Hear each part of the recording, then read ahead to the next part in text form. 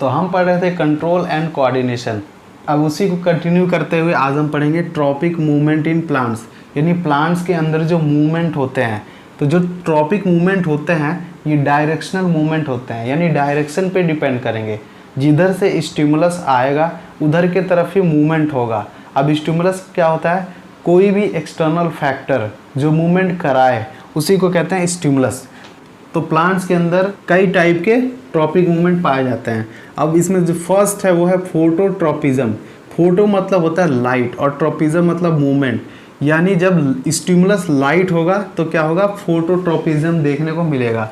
और एग्जांपल है इसका सनफ्लावर। जो सनफ्लावर होता है सूर्यमुखी, उसमें क्या होता है कि जिधर से सनलाइट पड़ती है उधर ही ये मुड़ता जाता है। इधर से भी लाइट आएगी उधर के तरफ ही सनफ्लावर मूव कर जाता है, मुड़ जाता है। तो ये जो मूवमेंट शो करता है सनफ्लावर वो क्या है? फोटोट्रॉपिज्म, लाइट के डायरेक्शन में ग्रोथ शो करना। अब नेक्स्ट है कीमोट्रॉपिज्म। कीमो मीन्स केमिकल्स, यानी यहाँ पे स्टिमुलस होंगे केमिकल्स। अब कुछ केमिकल्स भी प्लांट में ग्रोथ कराते हैं, जैसे कि एग्जांपल है जर्मिनेशन ऑफ पोलन ट्यूब। जब पोलन ग्रेन स्टिग्मा पे लैंड होता है तो लैंड होने के बाद से पोलन ग्रेन जर्मिनेट करता है स्टिग्मा पे, यानी पोलन ट्यूब निकलेगा स्टिग्मा से। स्टाइल में पोलन ट्यूब निकलता है और उसी के थ्रू मेल गैमेट आता है और वो जाएगा फाइनली ओव्यूल तक, जहाँ पे जाके वो फर्टिलाइजेशन करेगा। तो ये जो पोलन ट्यूब का जर्मिनेशन हो रहा है फ्लावर में, उसको कौन कराते हैं? कुछ केमिकल्स होते हैं स्टिग्मा पे, वही ये जर्मिनेशन कराते हैं पोलन ट्यूब का। तो ये एग्जाम्पल हो गया कीमोट्रॉपिज्म का।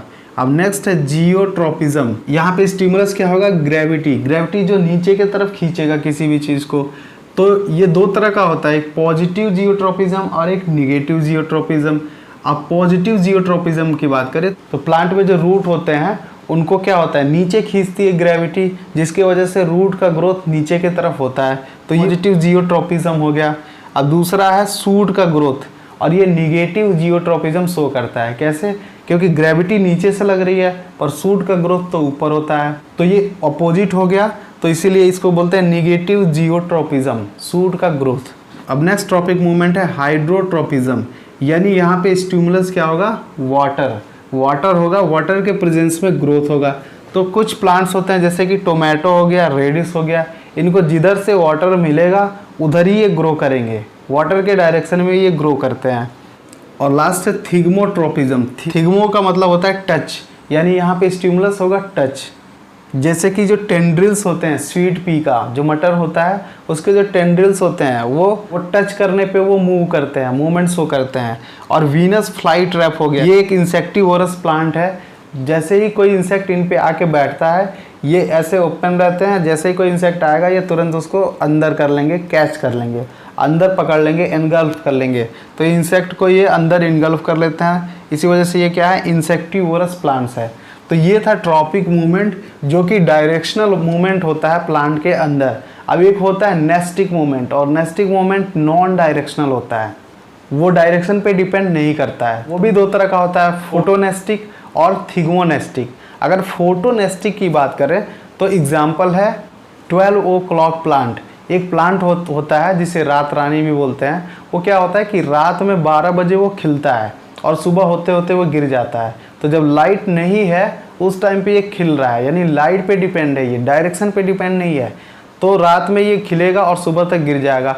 ऐसे ही कुछ फ्लावर्स होते हैं जैसे कि डेंडेलियन हो गया, ऐसे ही कुछ फ्लावर्स होते हैं जो ब्राइट लाइट मिलेगी सुबह में उस टाइम पे वो खिल जाएंगे, और जब शाम को डीम लाइट हो जाती है तो उस टाइम पे वो मुरझा जाते हैं।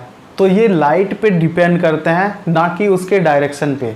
कब लाइट मिल रहा है उसके अकॉर्डिंग ये काम करते हैं। अब दूसरा है थिग्मोनेस्टिक। थिग्मोनेस्टिक में क्या होगा कि इसमें स्टिमुलस टच होगा। तो जैसे एक प्लांट होता है मिमोसा प्यूडिका, टच मी नट प्लांट, उसको क्या होता है जैसे ही हम टच करते हैं, जैसे ही छूते हैं वो मुरझा जाता है। छूने से क्या हुआ? उसकी ग्रोथ रुक गई, वो मुरझा गया। तो ये हो गया थिग्मोनेस्टिक।